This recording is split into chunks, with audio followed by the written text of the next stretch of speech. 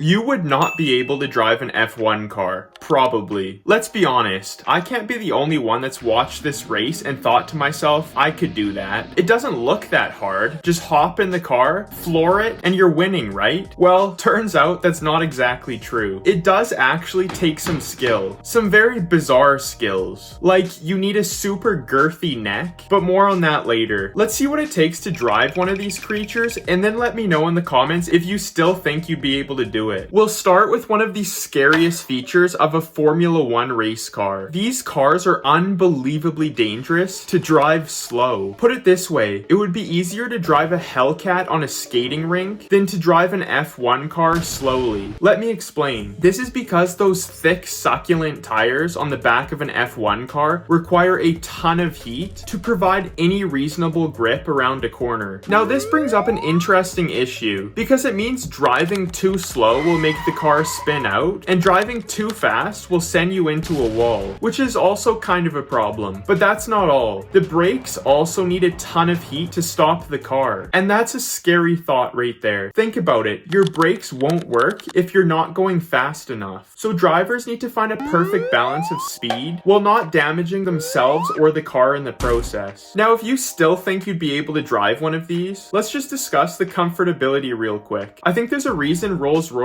doesn't have a Formula 1 team. I mean, you are basically sitting on top of the engine, and engines create heat, a lot of heat. It is over 140 degrees Fahrenheit in the cockpit, and there is no AC, and the race is 2 hours. You could basically fry an egg on your lap and have a mid-race snack with that type of heat. In Formula 1, things go wrong in a split second. These are photos from the 2022 Grand Prix, where the driver got flipped upside down after being cut off and launched into the air by another car. This all means that drivers have to have some of the fastest reflexes on the planet to minimize accidents, and this game tests the reflexes of the driver. For reference, an average human is able to score 70 in this game, and an F1 driver usually scores 140. A bit of a difference there. Now I'll discuss what I call the super neck. The G-forces that these drivers experience around a corner is equivalent to having a capybara thrown at your head constantly. Therefore, drivers must combat the forces with their extreme neck muscles. Lewis Hamilton has an 18-inch neck of raw muscle from doing crazy neck exercises like this one. That's why he's able to survive crashes, which would usually cause severe whiplash or worse in the average Joe. So after all of this, you still think you'd be able to race one of these cars? Well, let's take a little gander at the total cost of Formula 1 racing. We'll start with the helmets. One of these puppies will set you back 10,000 buckaroos, the same price as a Miata, and a driver goes through 12 of these helmets in a season. Next is the fireproof racing suit, underwear, and shoes. This all costs another $5,000. And finally, the car. Although they don't look like much more than a fancy go-kart, you could buy a Lamborghini Veneno and this $5 million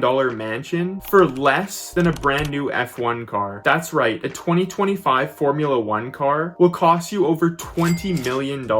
And all of this combined makes Formula 1 not only the most expensive sport, but also one of the most difficult of all time. Well, I'm gonna go hit a quick neck workout to start preparing for my racing career. In the meantime, please subscribe so I can see you in the next one. Thanks so much for watching.